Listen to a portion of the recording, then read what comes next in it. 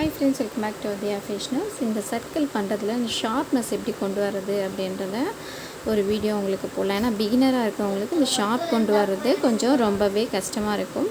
So எப்பயுமே நம்ம start பண்ணுறப்போ இங்கே பாருங்கள், இந்த ஷார்ப்னஸ் இருக்குது பார்த்தீங்களா, பீடில் இந்த திலகம் பீடில் இந்த ஷார்ப்னஸ் இருக்கிற இடத்துலேருந்து ஸ்டார்ட் பண்ணுங்கள். எப்பயுமே இப்படி ஸ்டார்ட் பண்ணிவிட்டு 2 பீடாக கொடுத்துட்டே வாங்க. பாருங்கள், 2 பீடாக நம்ம கொடுத்துட்டே வரணும்.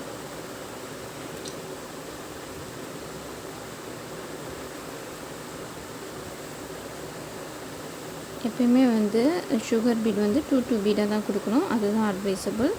ஏன்னா இன்கேஸ் நீங்கள் அது பக்கத்தில் எதனா ஒரு டிசைன் போட்டிங்கன்னா அது ஷேக் ஆகாமல் அந்த அந்த அந்த டிசைனுக்கான ஒரு அவுட்ஃபிட்டை நம்மளுக்கு அழகாக யூனிக்காக எடுத்து காட்டும். பட் நீங்கள் அதே சுகர் பீட் கொஞ்சம் நம்ம லேசியாக ஃபில் பண்ணி ஒரு 3 பீடு வச்சிட்டோன்னா கூட அந்த ஷேப் பார்த்திங்கன்னா உங்களுக்கு மாறிடும். அந்த அவுட்ஃபிட் உங்களுக்கு அந்த அவுட்லுக்கே அந்த கொடுக்கவே கொடுக்காது.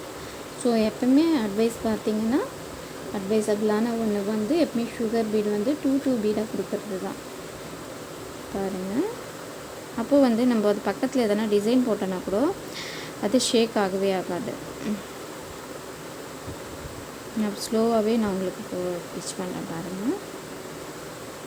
இது ஆல்ரெடி நிறைய பேருக்கு தெரியும். பட் பிகினராக இருக்கவங்களுக்கு நம்ம அந்த ஷார்ப்னஸ் எப்படி கொண்டு வர்றதுன்னு நிறைய பேருக்கு தெரிய மாட்டேங்குது.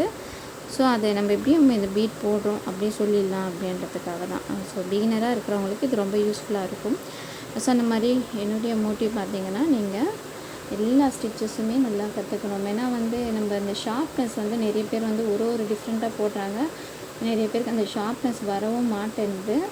ஸோ அதுக்காக தான் நான் இப்போது கொடுக்குறேன். எப்பவுமே ஷார்ப்பை நல்லா கொண்டு வந்தோன்னா அதோடைய லுக்கே நம்மளுக்கு அவ்வளோ க்யூட்டாக இருக்கும் பார்க்குறதுக்கே.